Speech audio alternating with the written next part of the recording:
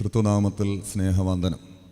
BC 4-ാം നൂറ്റാണ്ടിൽ ജീവിച്ചിരുന്ന ലാവോസി എന്ന തത്വചിന്തകൻ, അദ്ദേഹത്തിൻ്റെ വളരെ പ്രശസ്തമായ താവോ ടീച്ചിങ് എന്ന് പറയുന്ന ഗ്രന്ഥത്തിൽ താവോയിസത്തിൻ്റെ അടിസ്ഥാന പ്രമാണങ്ങൾ വിവരിക്കുന്ന ഗ്രന്ഥമാണ് താവോ ടീച്ചിങ്.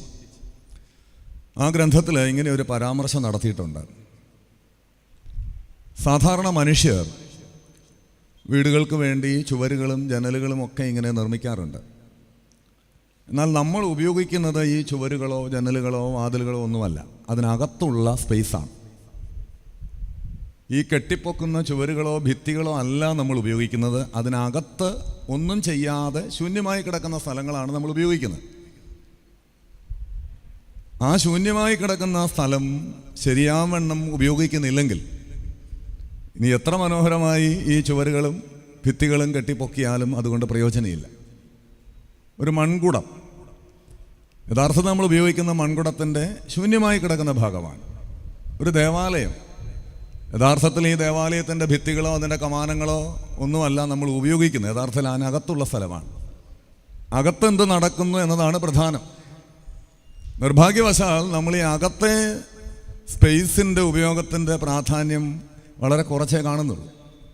അകത്ത് നടത്തുന്ന പ്രാർത്ഥന, ആരാധന, ധ്യാനം അതെങ്ങനെ വിനിയോഗിക്കുന്നു, അവിടെ ചെലവഴിക്കുന്ന സമയം നമ്മൾ എങ്ങനെ ഫലപ്രദമായി അതിനെ മാറ്റിയെടുക്കുന്നു എന്നതാണ് പ്രധാനം. പ്രധാനമായത് വിട്ടിട്ട് അപ്രധാനമായ കാര്യങ്ങളിലേക്ക് നമ്മുടെ ശ്രദ്ധ മാറിപ്പോവുകയാണ്. ഞാൻ ഈ അടുത്ത സമയത്തൊരു വീടിൻ്റെ ഹൗസ് വാമിങ് പോയപ്പോൾ ഇങ്ങനെ വണ്ടടിച്ച് നിൽക്കുകയാണ്. അതിൻ്റെ മനോഹാരിതയും അതിൻ്റെ നിർമ്മാണ രീതികളും ഒക്കെ കണ്ടിട്ട് ശരിക്കും ആ വീട്ടിൽ ആരും താമസിക്കാൻ പോലും ഇല്ല. അവർ വിദേശത്തുള്ള ആളുകളാണ്. അടച്ചിട്ടിട്ട് പിറ്റേ ദിവസം അവർ പോവുകയാണ്. മറ്റുള്ളവരെ വണ്ടറടിപ്പിക്കാനും അതിശയിപ്പിക്കാനും അസൂയപ്പെടുത്താനുമായി നമ്മൾ നടത്തുന്ന നിർമ്മാണങ്ങൾ. എന്നാൽ ഈ നിർമ്മാണങ്ങളല്ല പ്രധാനം. ആ വീട്ടിനകത്ത് മനുഷ്യർ എങ്ങനെ പരസ്പര സ്നേഹത്തിലും സന്തോഷത്തിലും ഐക്യത്തിലും സഹകരണത്തിലും ജീവിക്കുന്നു എന്നതാണ് പ്രധാനം. ജീവിതത്തിൻ്റെ ലക്ഷ്യം ജീവിതമാണ്. ജീവിതത്തിൻ്റെ ലക്ഷ്യം ജീവിതമല്ല ഈ വിധത്തിലുള്ള ആർജിക്കലുകളാണെന്ന് വരുമ്പോഴത്തേക്ക് അതിൻ്റെ ലക്ഷ്യം തന്നെ താളം തെറ്റുകയാണ്. നമ്മൾ ജീവികളെ ശ്രദ്ധിച്ചാൽ അറിയാം, എല്ലാ ജീവികളും ആവശ്യത്തിന് മാത്രമേ ഭക്ഷണം കഴിക്കത്തുള്ളൂ. അതിൻ്റെ വിശപ്പടങ്ങാനുള്ള ഭക്ഷണമേ കഴിക്കുള്ളൂ.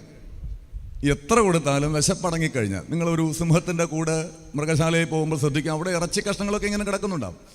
വിശക്കുമ്പോൾ വിശപ്പിന് മാത്രം കഴിച്ചിട്ട് അതിങ്ങനെ റിലാക്സ് ചെയ്ത് കിടക്കുകയാണ്. വളരെ റിലാക്സ് ചെയ്തിട്ട് ജീവജാലങ്ങളെല്ലാം തന്നെ, അത് പട്ടിയാണെങ്കിലും പൂച്ചയാണെങ്കിലും.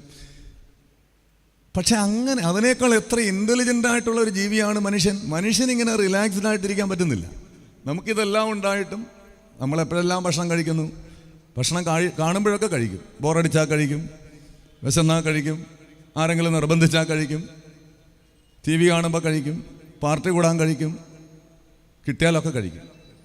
എന്തൊക്കെ കിട്ടിയിട്ടും എന്തൊക്കെ കഴിച്ചിട്ടും എന്തൊക്കെ ആർജിച്ചിട്ടും ഈ ഒരു റിലാക്സ്ഡ്, നമ്മുടെ ചുറ്റുമുള്ള ജീവികൾക്കുള്ള ആ ഒരു റിലാക്സേഷൻ നമുക്കില്ല.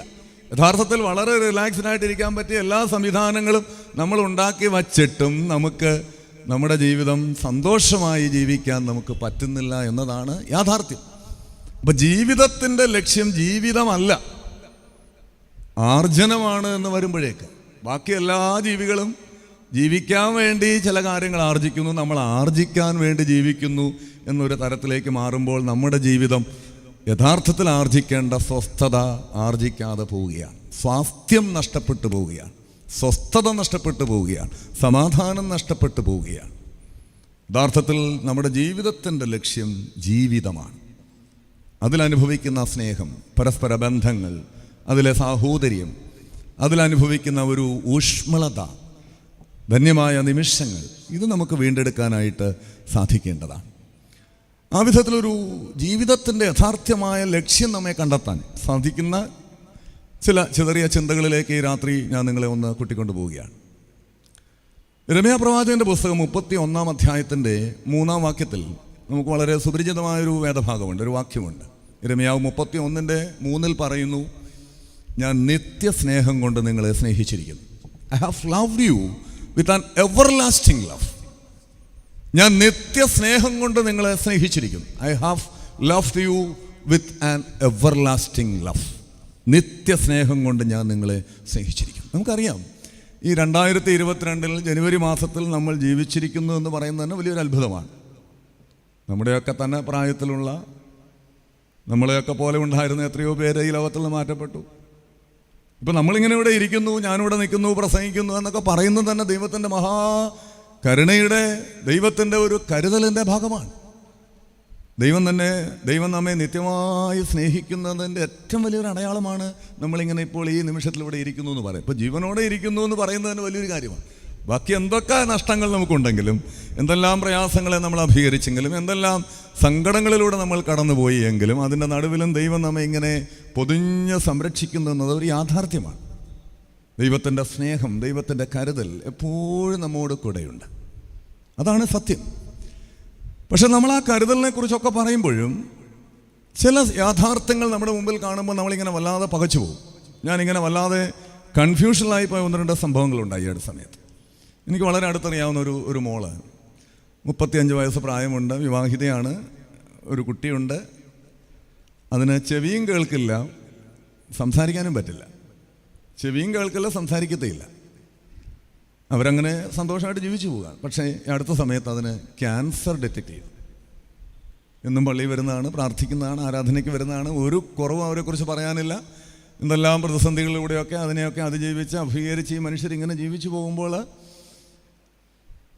അതിൻ്റെ മുകളിൽ ഒരു ഇരുട്ടടി എന്ന പോലെ ക്യാൻസർ കൂടെ വന്നു. നമുക്ക് എങ്ങനെ അതിനെ വ്യാഖ്യാനിക്കാൻ പറ്റും? എന്ത് സ്നേഹമാണത്? എന്ത് കരുതലാണ്? എന്ത് സംരക്ഷണത്തെക്കുറിച്ചാണ് നമുക്ക് പറയാൻ പറ്റുക? ഈ അടുത്ത സമയത്ത് മറ്റൊരു ശവസംസ്കാര ശുശ്രൂഷയെ സംബന്ധിച്ചു നിങ്ങളൊക്കെ പത്രമാധ്യമങ്ങളിലൂടെയും ഓൺലൈനിലൂടെയൊക്കെ കണ്ടതാണ്.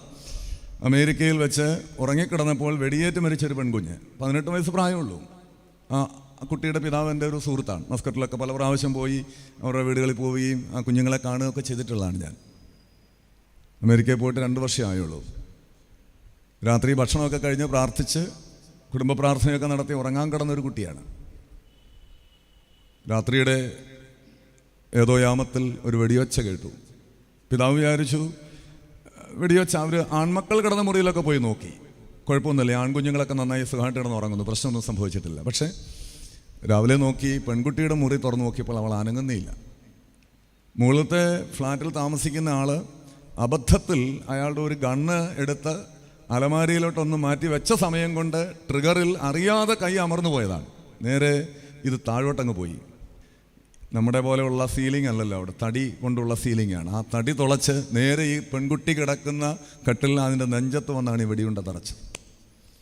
നമ്മളിങ്ങനെ അടക്കത്തിനൊക്കെ പോയി ആ കുഞ്ഞിനെ കണ്ടപ്പോഴേ വല്ലാതെ നമ്മളങ്ങ് തകർന്നു പോകും. എങ്ങനെ അതിനെ വ്യാഖ്യാനിക്കും, എങ്ങനെ വിശദീകരിക്കും? എന്ത് സ്നേഹത്തെക്കുറിച്ച്, എന്ത് കരുതലിനെ കുറിച്ചാണ് നമുക്ക് പറയാൻ പറ്റുക? ഞാൻ നിത്യസ്നേഹം കൊണ്ട് നിന്നെ സ്നേഹിച്ചിരിക്കുന്നു. I have loved you with an everlasting love. ഇവിടെയാണ് നമ്മുടെ ദൈവശാസ്ത്രം, നമ്മുടെ വ്യാഖ്യാനങ്ങളൊക്കെ പരാജയപ്പെട്ടു പോകുന്നു. പക്ഷെ തീർച്ചയായിട്ടും അതിനൊരു വിശദീകരണം നൽകാൻ നമുക്ക് ബാധ്യതയില്ലേ? ദൈവവചനം ആഴത്തിൽ നാം പഠിക്കുമ്പോൾ അതിനൊരു വിശദീകരണം നൽകാൻ, വ്യാഖ്യാനം നൽകാൻ നമുക്ക് സാധിക്കേണ്ടതല്ലേ? തീർച്ചയായിട്ടും അത് കഴിയേണ്ടതാണ്. ഈ ദൈവസ്നേഹത്തെക്കുറിച്ച് പറയുമ്പോൾ 139 സങ്കീർത്തനത്തിലാണ് ദൈവത്തിൻ്റെ സ്നേഹത്തെക്കുറിച്ച് ഇങ്ങനെ വർണ്ണിക്കുന്നത്.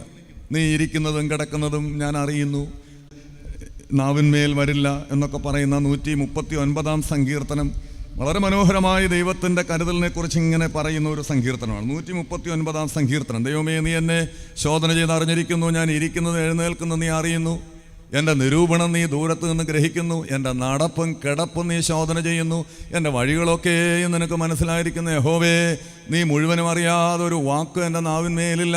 നീ മുമ്പും പിമ്പും എന്നെ അടച്ച് നിൻ്റെ കൈ എൻ്റെ മേൽ വച്ചിരിക്കുന്നു. മുമ്പും പിമ്പും നീ എന്നെ അടച്ച് സൂക്ഷിക്കുന്നു. എന്നിട്ട് പറയുന്ന 6-ാമത്തെ വാക്യത്തിൽ പറയുന്നു, ഈ പരിജ്ഞാനം എനിക്ക് അത്യത്ഭുതമാണ്. ഈ പരിജ്ഞാനം, നിന്റെ ഈ കരുതൽ, നിന്റെ ഈ സ്നേഹം എനിക്ക് അത്യത്ഭുതമാണത്. എനിക്ക് ഗ്രഹിച്ചുകൂടാതെ വണ്ണം ഉന്നതമാണ്. ദൈവത്തിൻ്റെ സ്നേഹം നമുക്കെപ്പോഴും മനസ്സിലാകുമെന്നുള്ളത് നമ്മുടെ മിഥ്യാധാരണയാണ്. ഈ പരിജ്ഞാനം എനിക്ക് അത്യത്ഭുതമാണ്, അതെനിക്ക് ഗ്രഹിച്ചുകൂടാതെ വണ്ണം ഉന്നതമാണ്. It is beyond our comprehension. ദൈവസ്നേഹത്തിൻ്റെ ഒന്നാമത്തെ പ്രത്യേകത, ഗോഡ്സ് ലവ് ഈസ് ഇൻകോംപ്രിഹെൻസിബിൾ. ദൈവസ്നേഹം നമുക്ക് ഗ്രഹിക്കാൻ പറ്റുന്നതിലപ്പുറമാണ്. ഈ പരിജ്ഞാനം എനിക്ക് അത്യത്ഭുതമാണ്, അതെനിക്ക് ഗ്രഹിച്ചുകൂടാതെ വണ്ണം ഉന്നതമായിരിക്കുന്നു. വിവാഹ ശുശ്രൂഷയിലെ മനോഹരമായൊരു പ്രാർത്ഥനയുണ്ട്. ദൈവത്തെക്കുറിച്ചുള്ളൊരു പ്രാർത്ഥനയാണ്, ദൈവത്തെക്കുറിച്ചുള്ളൊരു വിശദീകരണമാണ്. ദൈവത്തെക്കുറിച്ച് പറയുന്നത് ഈ ദൈവത്തെ ആരാധിക്കുവാനല്ലാതെ ആരാഞ്ഞറിയാനോ പരിശോധിക്കാനോ നമുക്ക് കഴിയില്ല. നിന്റെ തത്വത്തെ ആരാധിക്കാനല്ലാതെ ആരാഞ്ഞറിയാനോ പരിശോധിക്കാനോ മനുഷ്യന് കഴിയത്തില്ല. നമുക്കിതെല്ലാം മനസ്സിലാകുമെന്നുള്ളത് നമ്മുടെ ഈ പരിമിതമായ ബുദ്ധിക്ക്, ചിന്തയ്ക്ക് ഇതെല്ലാം വിധേയപ്പെട്ടു പോകുമെന്നുള്ളത് നമ്മുടെ മിഥ്യാധാരണയാണ്. ദൈവത്തെക്കുറിച്ച് പറയുന്നത് ഏതൊരു താർക്കികനും തത്വജ്ഞാനിക്കും ആരാധിക്കാനല്ലാതെ ആരാധനയോടെ അവൻ്റെ മുമ്പിൽ നിൽക്കാനേ നമുക്ക് പറ്റുള്ളൂ. ആരാഞ്ഞറിയാനോ പരിശോധിക്കാനോ നമുക്ക് പറ്റില്ല. അപ്പൊ ആരാധനയോടെ ദൈവത്തിൻ്റെ സ്നേഹത്തിൻ്റെ മുമ്പിൽ നിൽക്കുമ്പോൾ ഇതിൻ്റെ അർത്ഥങ്ങൾ, ഇതിൻ്റെ ഉദ്ദേശം, ദൈവഹിതം നമുക്ക് വെളിപ്പെട്ട് കിട്ടും. നമുക്കിതിനെ ബുദ്ധി കൊണ്ടോ യുക്തി കൊണ്ടോ മനസ്സിലാക്കാൻ പറ്റുന്ന കാര്യമല്ല. ഈ പരിജ്ഞാനം എനിക്ക് അത്യത്ഭുതമാണ്, ഗ്രഹിച്ചുകൂടാതെ വണ്ണം അതെനിക്ക് ഉന്നതമാണ്. പക്ഷെ അതിൻ്റെ മുമ്പിൽ നമ്മൾ വിനയത്തോടെ നിൽക്കുമ്പോൾ കന്യാമറിയാം എങ്ങനെയാണ് ആ കുരിശിൻ്റെ ചുവട്ടിൽ നിൽക്കുന്നത്? ധ്യാനനിരതയായി നിൽക്കുകയാണ്. മനസ്സിലാകാത്ത കാര്യങ്ങളാണ്. എന്താണ് ഇതിൻ്റെ അർത്ഥം? എന്തിനാണിത്? നമ്മളിങ്ങനെ ചോദ്യങ്ങൾ ചോദിച്ചുകൊണ്ടിരിക്കുകയാണ്. വിനയത്തോടെ നിൽക്കുമ്പോൾ അതിൻ്റെ അർത്ഥം, അതിൻ്റെ ആഴം, അതിൻ്റെ പിന്നിലുള്ള ഉദ്ദേശം, അതിൻ്റെ പിന്നിലുള്ള ദൈവത്തിൻ്റെ കരുതൽ നമുക്കിങ്ങനെ ദൈവം വെളിപ്പെടുത്തി തരും. യോഹന്നാന്റെ സുവിശേഷം 16:23 പറയുന്നു, അന്ന് നിങ്ങൾ എന്നോട് ഒന്നും ചോദിക്കുകയില്ല. ഇപ്പം നമ്മളിങ്ങനെ ചോദ്യങ്ങൾ ചോദിക്കാൻ, why this happens to me, ഇതെന്തുകൊണ്ട് എനിക്ക് സംഭവിച്ചു? നമ്മളിങ്ങനെ ചോദ്യങ്ങൾ ചോദിക്കുകയാണ്. യോബിൻ്റെ പുസ്തകം നമ്മൾ പഠിച്ചാൽ അറിയാം, ആദ്യത്തെ 37 അധ്യായങ്ങളിലും ചോദ്യങ്ങളാണ്. യോബ് ചോദ്യങ്ങൾ ചോദിക്കുകയാണ്. 38-ാം അധ്യായത്തിൽ ദൈവം ചോദിക്കാൻ തുടങ്ങി. 37 അധ്യായങ്ങളിൽ യോബ് ദൈവത്തോട് ചോദിച്ചു. 38-ാമത്തെ അധ്യായത്തിൽ ദൈവം പറഞ്ഞു, ഇനി ഞാൻ ചില ചോദ്യങ്ങൾ ചോദിക്കാം. ഈ ഭൂമിക്ക് അടിസ്ഥാനം ഇട്ടപ്പോൾ നീ എവിടെയായിരുന്നു? ഈ നക്ഷത്രങ്ങൾ എവിടെയാണ് ഉറപ്പിച്ചു നിർത്തിയിരിക്കുന്നത്? ഈ സമുദ്രത്തെ ഇങ്ങനെ അണകെട്ടി നിർത്തിയിരിക്കുന്നത് ആരാണ്? ഈ ഭൂമിക്ക് അളവ് നൂൽ പിടിച്ചത് ആരാണ്? യോബിന് ഉത്തരം പറയാനാകാത്ത നിരവധി ചോദ്യങ്ങൾ ചോദിച്ചപ്പോൾ യോബ് വായ്പുത്തി, ദൈവമേ അബദ്ധം പറ്റിപ്പോയി. അറിവ് കൂടാതെ ആലോചനയെ ഇളക്കുന്നോരിവനാർ, ഞാനിനി ഒന്നും മിണ്ടില്ല, നീ പറ, ഞാൻ കേൾക്കാം. യോബ് വാപൊത്തി. യോബ് പറഞ്ഞു, ദൈവമേ നിന്നെക്കുറിച്ച് എനിക്കൊരു കേൾവി മാത്രമേ ഉണ്ടായിരുന്നുള്ളൂ, ഇപ്പോൾ എനിക്കെല്ലാം ഗ്രഹിക്കാൻ പറ്റുന്നുണ്ട്. ഇപ്പോൾ എൻ്റെ സ്വന്തം കണ്ണുകൊണ്ട് ഞാൻ നിന്നെ കാണുകയാണ്. നമ്മൾ ചോദ്യങ്ങൾ അവസാനിപ്പിക്കുന്ന ഒരു ദിവസം വരും, അന്ന് നിങ്ങൾ എന്നോടൊന്നും ചോദിക്കില്ല. ഇപ്പോൾ നമ്മളിങ്ങനെ എല്ലാം ചോദിച്ചുകൊണ്ടിരിക്കുകയാണ്. പക്ഷെ ചോദിക്കാതെ എല്ലാത്തിൻ്റെ ഉത്തരം നമുക്ക് വെളിപ്പെട്ട് കിട്ടുന്ന ഒരു ദിവസമുണ്ട്. ദൈവത്തിൻ്റെ കാരുണ്യം കൊണ്ടും ദൈവത്തിൻ്റെ സ്നേഹം കൊണ്ടും ദൈവസന്നിധിയിൽ നാം വിനയപ്പെട്ട കണ്ണുനീരോട് അവൻ്റെ മുമ്പിൽ നിൽക്കുമ്പോൾ ദൈവം ഈ ചോദ്യങ്ങളുടെ ഉത്തരം നമുക്കിങ്ങനെ വെളിപ്പെടുത്തി തരും. ദൈവത്തിൻ്റെ സ്നേഹം നമുക്ക് ഗ്രഹിച്ചുകൂടാവുന്നതിൽ അപ്പുറമാണ്. God's love is incomprehensible. എന്താണ് നമ്മളെക്കുറിച്ചുള്ള ദൈവത്തിൻ്റെ ഉദ്ദേശം? വളരെ പ്രധാനപ്പെട്ട ഒരു കാര്യമാണ്. നമ്മുടെ ജീവിതത്തെക്കുറിച്ച് ദൈവത്തിൻ്റെ ഉദ്ദേശം എന്താണ്? നമുക്ക് നമ്മളെക്കുറിച്ച് പല ഉദ്ദേശങ്ങളും ഉണ്ടാകും. നല്ല രീതിയിൽ വളരണം, നന്നായി ജീവിക്കണം, നല്ല വീട് വെക്കണം, നല്ല വാഹനങ്ങൾ മേടിക്കണം, നല്ല വിലയുള്ള സ്ഥലത്ത് കുറച്ച് വസ്തു മേടിക്കണം, നല്ലൊരു ഫ്ലാറ്റ് ഉണ്ടാക്കണം, കുഞ്ഞുങ്ങളെയൊക്കെ നല്ല നിലയിലെത്തിക്കണം, അവരെ വിദേശത്ത് അയക്കണം, നല്ല നിലയിൽ കെട്ടിച്ചയക്കണം. ഇങ്ങനെ ഒരുപാട് സ്വപ്നങ്ങൾ. ഇതൊന്നും തെറ്റല്ല. നമുക്ക് ഇങ്ങനെയുള്ള സാധാരണ മനുഷ്യന് ഒരുപാട് ആഗ്രഹങ്ങളൊക്കെ ഉണ്ട്. അതിൻ്റേതായ രീതിയിൽ നമ്മൾ ഓരോ കാര്യങ്ങൾ കണക്ക് കൂട്ടുന്നു, ഓരോ കാര്യങ്ങൾ ചെയ്യുന്നു. ഞാനും നിങ്ങളുമൊക്കെ അങ്ങനെയാണ്. പക്ഷെ ഒരു മനുഷ്യനെക്കുറിച്ച് ദൈവത്തിൻ്റെ ആത്യന്തികമായ ഉദ്ദേശം എന്താണ്? നമ്മൾ അമേരിക്കയിൽ പോകണമെന്നോ നമ്മുടെ കുഞ്ഞുങ്ങളെ കാനഡയിൽ വിടണമെന്നോ ഇതൊക്കെ നമ്മുടെ ആഗ്രഹമാണ്. ദൈവത്തിൻ്റെ പദ്ധതി, ദൈവത്തിൻ്റെ ഇഷ്ടം അതൊന്നുമല്ല. ദൈവം അതിനൊന്നും എതിരുമല്ല. ദൈവം ആഗ്രഹിക്കുന്ന ഒറ്റ കാര്യമേ ഉള്ളൂ. അതൊന്ന് തെസ്സലോനിക്കർ 4:3 പറയുന്നു, ദൈവത്തിൻ്റെ ഇഷ്ടമോ നമ്മളുടെ ശുദ്ധീകരണം തന്നെ. ദൈവത്തിൻ്റെ ഇഷ്ടം നമ്മുടെ ശുദ്ധീകരണമാണ്. ദൈവം ആ ഒറ്റ കാര്യമേ ആഗ്രഹിക്കുന്നുള്ളൂ, നമ്മൾ ശുദ്ധീകരിക്കപ്പെടണം. എന്തിനാണ് ശുദ്ധീകരിക്കപ്പെടുന്നത്? എബ്രായലേഖനം 12:15 പറയുന്നു, ശുദ്ധീകരണം കൂടാതെ ആരും കർത്താവിനെ കാണില്ല. അതാണ് പ്രശ്നം. കർത്താവിനെ കാണണ്ടേ, കർത്താവിൻ്റെ അടുക്കൽ എത്തണ്ടേ. നീ ഇനി ഈ ലോകത്തെ ഏതവസ്ഥയിൽ ജീവിച്ചാലും എവിടെ ജീവിച്ചാലും എന്ത് പണി ചെയ്താലും ആത്യന്തികമായി നമ്മൾ ഈ ലോകത്തിലെ ജീവിതം ഉപേക്ഷിച്ച് അല്ലെങ്കിൽ അത് കഴിയുമ്പോൾ എവിടെ എത്തണം? സ്വർഗത്തിൽ എത്തണം. സ്വർഗത്തിൽ എത്തണമെങ്കിൽ ഒറ്റ വഴിയേ ഉള്ളൂ, ശുദ്ധീകരണം സംഭവിക്കണം. ശുദ്ധീകരണം കൂടാതെ ആരും കർത്താവിൻ്റെ അടുക്കൽ എത്തില്ല. ഹൃദയശുദ്ധിയുള്ളവരെ കർത്താവിനെ കാണുള്ളൂ. അപ്പൊ ദൈവം നമ്മളെ ശുദ്ധീകരിക്കാൻ വിവിധങ്ങളായ മാർഗങ്ങളിലൂടെ കടത്തിവിടും. ശുദ്ധീകരണത്തിന് വിവിധങ്ങളായ വഴികൾ ദൈവം സ്വീകരിക്കും. നമ്മുടെ ജീവിതത്തിൽ സംഭവിക്കുന്ന എല്ലാ കാര്യങ്ങളും ആത്യന്തികമായി നമ്മുടെ ശുദ്ധീകരണത്തിനുള്ളതാണെന്നും ആ ശുദ്ധീകരണം വഴി നമ്മളെ ദൈവസന്നിധിയിൽ എത്തിക്കാൻ ദൈവം ആഗ്രഹിക്കുന്നു എന്നും നാം തിരിച്ചറിഞ്ഞാൽ കുറെ കൂടെ കാര്യങ്ങൾ വ്യക്തമാകും, ക്ലാരിറ്റി കിട്ടും. അതാണ് ദൈവത്തിൻ്റെ സ്നേഹം. നമ്മൾ വിചാരിക്കുന്ന പോലെ അല്ല. നമ്മൾ ഈ വർത്തമാനകാലവും അതിനോടനുബന്ധിച്ചുള്ള കാര്യങ്ങൾ മാത്രമേ നമ്മൾ മുന്നിൽ കാണുന്നുള്ളൂ. ദൈവം അതല്ല കാണുന്നത്. നമ്മൾ സ്വർഗത്തിലെത്തുന്നതാണ് ദൈവം കാണുന്നത്. അതിനനുസരിച്ച് ഓരോ മനുഷ്യനെയും ശുദ്ധീകരിക്കാൻ ഏതേത് വഴികളിലൂടെ കടത്തിവിടണം. എന്നെ ശുദ്ധീകരിക്കുന്ന പോലെ അല്ല CD രാജനച്ചനെ അതുപോലെ അല്ല ഫിലിപ്പച്ചൻ. ഓരോരുത്തർക്കും ഓരോ മാർഗങ്ങളാണ്. ഓരോ അസുഖത്തിന് ഓരോ ട്രീറ്റ്മെൻറ്റ്, ഓരോ മരുന്നെന്നൊക്കെ പറയുന്ന പോലെ എവിടെ തൊട്ടാൽ നാം ശുദ്ധീകരിക്കുമെന്ന് ദൈവത്തിന് അറിയാം. അതുകൊണ്ട് നമ്മളെ വിവിധങ്ങളായ വഴികളിലൂടെ ദൈവം ഇങ്ങനെ കടത്തിവിടും. അത് മനസ്സിലാകാനായിട്ട് പഴയ നിയമത്തിലെ ഒരു വേദഭാഗം ഞാനൊന്ന് വിശദീകരിക്കാം. നമുക്കറിയാവുന്നൊരു ഭാഗമാണ്. പഴയ നിയമത്തിൽ 2 ഹാനോക്കുമാരെ കുറിച്ച് പറയുന്നുണ്ട്. അതിൽ ആദ്യത്തെ ഹാനോക്ക് കായേൻ്റെ മകൻ ഹാനോക്കാണ്. ആദാമിൻ്റെ മകൻ കായേൻ്റെ മകൻ ഹാനോക്ക്. പക്ഷെ ഈ ഹാനോക്ക് എന്ന് പറഞ്ഞാൽ ഉടൻ നമ്മുടെ മനസ്സിൽ വരുന്നത് ഈ ഹാനോക്കല്ല, വേറൊരു ഹാനോക്കാണ്. അതാരാണ്? ദൈവത്തോട് കൂടെ നടന്നൊരു ഹാനോക്കുണ്ട്. അങ്ങനെ ഒരു ഹാനോക്കുണ്ട്. ആ ഹാനോക്കിനെ കുറിച്ചാണ് നമ്മൾ പെട്ടെന്ന് ഓർക്കുന്നത്. 300 വർഷം ദൈവത്തോട് കൂടെ നടന്നു. ദൈവം അവനെ എടുത്തുകൊണ്ടതിനാൽ കാണാതായി. പക്ഷെ ആദ്യത്തെ ഹാനോക്ക് നമ്മുടെ ഓർമ്മയിൽ പോലും വരില്ല. എന്താണ് അതിൻ്റെ കാരണം? നിങ്ങൾ ഉൽപ്പത്തി പുസ്തകം 4-ാം അധ്യായത്തിൻ്റെ അവസാന ഭാഗം വായിച്ചു നോക്കിയാൽ അറിയാം. ഈ ഹാനോക്കിൻ്റെ അപ്പൻ കായൻ നോദെന്ന് പറയുന്ന സ്ഥലത്ത് പോയി താമസിച്ചു. ഭാര്യയെ പരിഗ്രഹിച്ചു. അവർക്കൊരു കുട്ടി ഉണ്ടായി. ആ കുട്ടിക്ക് ഹാനോക്ക് എന്ന് പേരിട്ടു. എന്നിട്ട് ഇയാൾ ചെയ്തത് ഒരു പട്ടണം പണിതു. പട്ടണമാണ് പണിത്, വീടല്ല. അനേക വീടുകളുള്ള ഒരു പട്ടണം, ഒരു ആർട്ടിഫിഷ്യൽ സിറ്റി തന്നെ ഉണ്ടാക്കിയിട്ട് സിറ്റിക്ക് മോൻ്റെ പേരിട്ടു. ഹാനോക്ക് എന്ന് പേര് വിട്ടു. എന്തിനാണ്? ഈ സിറ്റിയും ആ പേരും ഒക്കെ നിലനിർത്താൻ വേണ്ടി ചെയ്തതാണ്. സ്വന്തം മകൻ്റെ പേരിട്ട് ഒരു പട്ടണം തന്നെ ഉണ്ടാക്കി.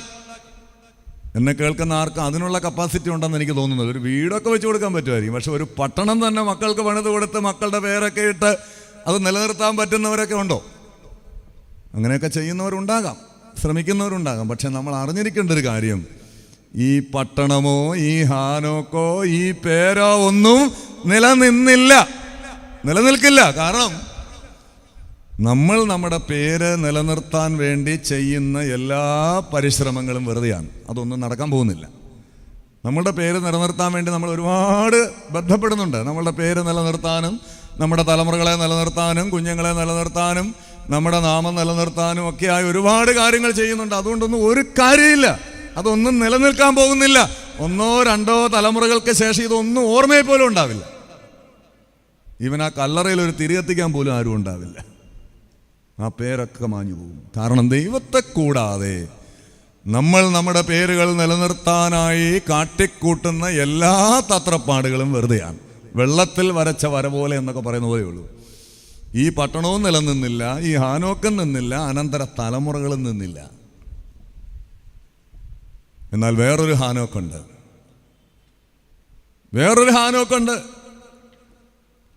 അത് ആദാമിൻ്റെ മറ്റൊരു തലമുറയിൽപ്പെട്ട, ആദാമിൻ്റെ വംശപാരമ്പര്യം 5-ാം അധ്യായത്തിൽ എഴുതിയിട്ടുണ്ട്. നിങ്ങളൊന്ന് ശ്രദ്ധിച്ചാൽ അറിയാം. മറ്റൊരു തലമുറയിൽപ്പെട്ട ഒരു ഹാനോക്കാണ്. ആദാമിൻ്റെ മകൻ ആദാമിൻ്റെ മകൻ ശേത്ത്, ശേത്തിൻ്റെ മകൻ ഏനോശ്. ആ പരമ്പരയിൽ വരുന്ന 7-ാം തലമുറക്കാരനായ ഹാനോക്ക്. യൂദായുടെ പുസ്തകം 14-ാം വാക്യത്തിൽ അങ്ങനെ പറയുന്നുണ്ട്. ആദാം മുതൽ 7-ാം തലമുറക്കാരനായ ഹാനോക്ക്. ആദാം മുതൽ 7-ാം തലമുറക്കാരനായ ഹാനോക്ക്. അതൊരിക്കലും കായേന്റെ മകൻ ഹാനോക്ക് ആവില്ല. കാരണം ആ ഹാനോക്ക് 3-ാം തലമുറക്കാരനാണ്. ആദാം, കായേൻ, ഹാനോക്ക്. അപ്പോൾ യൂദായുടെ ലേഖനത്തിൽ പറയുന്ന ഹാനോക്ക് 7-ാം തലമുറക്കാരൻ എന്ന് പറയുന്നത് 300 വർഷം ദൈവത്തോട് കൂടെ നടന്ന ഹാനോക്കാണ്. അവൻ 7-ാം തലമുറക്കാരനാണ്. ഈ കായേന്റെ വംശപാരമ്പര്യത്തിൽ ഒരു 7-ാം തലമുറക്കാരനുണ്ട്. അയാൾ ആരാണെന്ന് അറിയാമോ? ലാമേക്കാണ്. ലാമേക്ക്. ഞാൻ വേണമെങ്കിൽ ആ പേരുകളൊന്ന് പറയാം. നിങ്ങൾ വേദപുസ്തകം പഠിക്കാൻ താല്പര്യമുള്ളവർക്ക് വേണ്ടി ഞാൻ ആ പേരുകളൊന്ന് പറയാം. ആദാം, കായേൻ, ഹാനോക്ക്, ഈരാദ്, മെഹൂയയേൽ, മെഥൂശയേൽ, ലാമേക്ക്. അതൊരു 7-ാം തലമുറക്കാരനാണ്. ആ തലമുറ അവിടെ അവസാനിച്ചു പോയി. ലാമേക്കിനപ്പുറം അത് നിലനിന്നില്ല. ഈ ലാമേക്ക് ബഹുമിടുക്കനായിരുന്നു. ലൂക്കോസിന്റെ സുവിശേഷം 16-ാം അധ്യായം 8-ാം വാക്യത്തിൽ ഇങ്ങനെ ഒരു പരാമർശമുണ്ട്. ഈ ലോകത്തിൻ്റെ മക്കൾ വെളിച്ചത്തിൻ്റെ മക്കളെക്കാൾ ബുദ്ധിയുള്ളവരാണ്. ഈ ലോകത്തിൻ്റെ മക്കൾക്ക് വെളിച്ചത്തിൻ്റെ മക്കളെക്കാൾ ബുദ്ധിയുണ്ട്. ബുദ്ധി ഉണ്ടായാൽ എന്ത് സംഭവിക്കും? അവർക്ക് സമ്പാദ്യം വർദ്ധിക്കും, ലോകപ്രകാരമുള്ള കാര്യങ്ങളുണ്ടാകും, നേട്ടങ്ങളുണ്ടാകും. ഈ ലോകത്തിൻ്റെ മക്കൾ നേട്ടങ്ങളുണ്ടാക്കും. വെളിച്ചത്തിൻ്റെ മക്കൾ അവരെ നോക്കി ഇങ്ങനെ അസൂയപ്പെട്ടിരിക്കുകയാണ്. ഈ ലോകപ്രകാരം ജീവിക്കുന്നവർക്ക് ബുദ്ധി കൂടുതലാണ്. അവർക്ക് കാര്യങ്ങൾ അറിയാം, കണക്കുകൂട്ടലുകളുണ്ട്, അവർ കാര്യങ്ങൾ ഭംഗിയായി ചെയ്യും. അതുകൊണ്ട് അവർക്ക് ഉയർച്ച ഉണ്ടായിക്കൊണ്ടിരിക്കും, സമ്പാദ്യങ്ങൾ വർദ്ധിച്ചുകൊണ്ടിരിക്കും, അവരുടെ അധ്വാനങ്ങളൊക്കെ നടക്കും. പക്ഷെ അതിന് ഒരു പരിധി കഴിഞ്ഞാൽ നിലനിൽപ്പില്ലെന്ന് ഓർക്കണം. ഈ ലോകത്തിൻ്റെ മക്കൾ വെളിച്ചത്തിൻ്റെ മക്കളെക്കാൾ ബുദ്ധിയുള്ളവരാണ്. നിങ്ങൾ നോക്കൂ, ലാമേക്ക് ചെയ്ത കാര്യങ്ങൾ അറിയാമോ? ആദ്യമായി ബഹുഭാര്യാത്വം നടപ്പിലാക്കിയത് ഈ ലാമേക്കാണ്. 2 ഭാര്യമാർ. സ്ത്രീകൾ എന്നോട് ക്ഷമിക്കണം, ഒരു കല്യാണം കഴിച്ച് ഒരു ഭാര്യയുടെ കൂടെ ജീവിക്കാന്ന് പറയുന്നത് തന്നെ ശ്രമകരമാണ് ഇന്നത്തെ കാലം. അപ്പോൾ 2 ഭാര്യയെ മാനേജ് ചെയ്യണമെങ്കിൽ അസാധാരണമായ ബുദ്ധിയും ടാക്ട്ഫുൾനെസ്സും ഉള്ള ആളിനെ പറ്റുള്ളൂ. വളരെ ബുദ്ധിയുള്ള ആളിനെ പറ്റുള്ളൂ. 2 ഭാര്യമാരെ ആദ്യമായിട്ടെടുത്ത് ബഹുഭാര്യാത്വം തുടങ്ങി വെച്ചത് ഈ ലാമേക്കാണ്. ആദാ എന്നും സില്ല എന്നും 2 സ്ത്രീകൾ. അതിൽ ആദായുടെ മകനാണ് യാബാൽ. ഇവനാണ് പശുപാലകന്മാർക്കും കൂടാരവാസികൾക്കും പിതാവായത്. കന്നുകാലി വളർത്തൽ വികസിപ്പിച്ചെടുത്തു, കച്ചവടങ്ങൾ വികസിപ്പിച്ചെടുത്തു. ഇതൊക്കെ അങ്ങോട്ട് വികസിച്ചാലുള്ള പ്രശ്നം എന്താണ്? പിന്നെ പള്ളിയിൽ പോകാൻ പോലും സമയമില്ല. കന്നുകാലിയെ നോക്കണം, കച്ചവടം നോക്കണം, ഞായറാഴ്ച രാവിലെയും കട തുറക്കണം. ബിസിനസ്സൊക്കെ അങ്ങോട്ട് വർദ്ധിച്ചു കഴിഞ്ഞാൽ, തിരക്ക് കൂടിയാൽ പിന്നെ കാര്യങ്ങളൊക്കെ കൈവിട്ടു പോകും. അവർ വളരെ ബുദ്ധിയുള്ളവരാണ്, അവർക്ക് സമയമില്ല. ഈ ആത്മീയ കാര്യങ്ങൾക്ക് വരാൻ സമയമില്ല, പ്രസംഗം കേൾക്കാൻ സമയമില്ല. ഇതൊന്നും അവരുടെ വിഷയമല്ല. കാരണം അവർക്ക് ശാഖകളൊക്കെ ഇങ്ങനെ വികസിച്ച് ഇതൊക്കെ അങ്ങോട്ട് വന്നു കഴിയുമ്പോഴേക്ക് പിന്നെ ഇതിനൊന്നും നമുക്ക് സമയമില്ലാതാവും. യാബാൽ കൂടാരവാസികൾക്കും പശുപാലകർക്കും പിതാവായി. മറ്റൊരാളുണ്ട്, യൂബാൽ. അവനാണ് ആദ്യത്തെ കൊയർ മാസ്റ്റർ. കൊയറുകാരൊക്കെ കേട്ടണം, ആദ്യത്തെ കൊയർ മാസ്റ്റർ യൂബാലാണ്. വേണുവും കിന്നരവും ഉപയോഗിച്ച് പാട്ട് പാടുന്ന സംഘങ്ങളുണ്ടാക്കി. എപ്പോഴും പാട്ടും കൂത്തും യൂട്യൂബ് ചാനലും ഒക്കെ ആയിട്ട് കണ്ടില്ല. ചില മനുഷ്യരെ കണ്ടാൽ ഇങ്ങനെ ചെവിയിൽ 2 ഇയർഫോണൊക്കെ വെച്ച്, ജനിച്ചപ്പോഴേ ഇതുണ്ടായിരുന്നു തോന്നും. എപ്പോഴും ഇങ്ങനെ പാട്ടും കൂത്തും, വീട്ടിൽ ഒരു 5-6 സ്പീക്കറൊക്കെ വെച്ച് ഇങ്ങനെ പാട്ടും താളവും മേളവും ഒക്കെ ആയിട്ട് ഇങ്ങനെ ഡാൻസും വീഡിയോകളും അതൊക്കെ ഇങ്ങനെ മറ്റുള്ളവർക്ക് അയച്ചു കൊടുക്കുന്നു, അത് കാണുന്നു, അതിങ്ങനെ പുതിയതുണ്ടാക്കുന്നു. എന്തെല്ലാം പ്രശ്നങ്ങളാണ്, തിരക്കാണ്. പ്രാർത്ഥിക്കാനും വേദോത്സവം വായിക്കാനും ഒന്നും അവർക്ക് സമയമില്ല. അവർ വളരെ ബുദ്ധിയുള്ള ആളുകളാണ്. ഇതിന്നൊക്കെ അവർ വരുമാനങ്ങൾ ഉണ്ടാക്കുന്നു, പുതിയ പുതിയ കാര്യങ്ങൾ ചെയ്യുന്നു, പുതിയ പുതിയ എസ്റ്റാബ്ലിഷ്മെന്റ്സ് ഉണ്ടാക്കുന്നു. എന്തെല്ലാം കാര്യങ്ങളാണ്. മിടുക്കരാണ്. ഈ ലോകത്തിന്റെ മക്കൾ വെളിച്ചത്തിന്റെ മക്കളെക്കാൾ അവർക്ക് ബുദ്ധിയുണ്ട്. അവർ കാശുണ്ടാക്കും. അവർ ഈ കാര്യങ്ങളെയൊക്കെ സ്വന്തം കാര്യസാധ്യത്തിന് വേണ്ടി, വരുമാനത്തിന് വേണ്ടി ഇങ്ങനെ ഉപയോഗിച്ചുകൊണ്ടിരിക്കും. ഇതിനെയൊക്കെ വിറ്റ് അവർ കാശാക്കും. പാട്ടിനെയും ദൈവവചനത്തെയും ഒക്കെ വിറ്റ് കാശാക്കും. അതാണ്. സില്ലായ്ക്കൊരു മകനുണ്ടായി. ആദായുടെ 2 മക്കളാണ്, യാബാലും യൂബാലും. സില്ലായ്ക്കൊരു മകനുണ്ടായ ആ മകന്റെ പേര് തൂബൽ കയ്യീൻ എന്നാണ്. ഇവൻ ചെയ്തൊരു മഹാകാര്യമുണ്ട്. ആയുധ വിദ്യ വികസിപ്പിച്ചെടുത്തു. ഗുണ്ടായിസം. എവിടെ ചെന്നാലും വഴക്കാണ്, അടി, ഇടി, തൊഴി, സർവമാന ആയുധങ്ങൾ അവൻ്റെ കയ്യിലുണ്ട്. അവൻ മനുഷ്യരെ വെല്ലുവിളിക്കും, പള്ളി വന്ന് വഴക്കുണ്ടാക്കും. എന്നെ നിനക്കറിയാമോ? ഞാൻ കാണിച്ചു തരാം. കാരണം ഇവൻ്റെ ഈ കാശുണ്ട്, ആയുധങ്ങളുണ്ട്, കൂടെ നിൽക്കാൻ ആളുണ്ട്. ഗുണ്ടകളുണ്ട്. അവൻ വിചാരിച്ചാൽ എന്ത് നടക്കും? ഈ പാവപ്പെട്ട വെളിച്ചത്തിൻ്റെ മക്കൾ വിചാരിച്ചാൽ വല്ലതും നടക്കും. അവൻ ആകപ്പാട് അറിയാവുന്ന പ്രാർത്ഥിക്കാൻ മാത്രമേ അറിയൂ. അവനിങ്ങനെ വന്നു നിന്ന് ഇവിടെ ഇങ്ങനെ മുട്ടുമടക്കി മെഴുകുതിരിയും കത്തിച്ച് വിളക്കൽ എണ്ണയും തൊട്ട് ഇങ്ങനെ പ്രാർത്ഥിച്ചിട്ട് പോകും. അതാണ് ശേത്തിൻ്റെ മക്കൾ. ഈ ലാമേക്ക് വളരെ മിടുക്കനായിരുന്നു. ബഹുഭാര്യാത്വം നടപ്പിലാക്കി, മക്കളൊക്കെ വലിയ വലിയ പ്രസ്ഥാനങ്ങൾ തുടങ്ങി, കന്നുകാലികളെ വളർത്താൻ തുടങ്ങി, കച്ചവടങ്ങൾ തുടങ്ങി, കടകൾ തുടങ്ങി, പാട്ടുസംഘങ്ങൾ ഉണ്ടാക്കി, ആയുധവിദ്യ വികസിപ്പിച്ചെടുത്തു, സംവിധാനങ്ങൾ, യുദ്ധ സാഹചര്യമായ സംവിധാനങ്ങളൊക്കെ ഉണ്ടാക്കി, മനുഷ്യരെ വെല്ലുവിളിച്ചു. പക്ഷെ എന്താ സംഭവിച്ചെന്നറിയാമോ? അതോടെ ആ തലമുറ അങ്ങ് അവസാനിച്ചു പോയി. അതിനപ്പുറം അത് കടന്നില്ല. പ്രതിസന്ധികളെ അത് അതിജീവിക്കില്ല. പ്രതിസന്ധികളെ അത് അതിജീവിക്കില്ല. ഒരു കുത്തൊഴുക്കിൽ ഇതെല്ലാം അങ്ങ് ഒലിച്ചു പോകും. എന്നാൽ ഹാബേലിന് പകരമായി ആദാമിന് ദൈവം ഒരു മകനെ കൊടുത്തു. ആ മകൻ്റെ പേരെന്താണ്?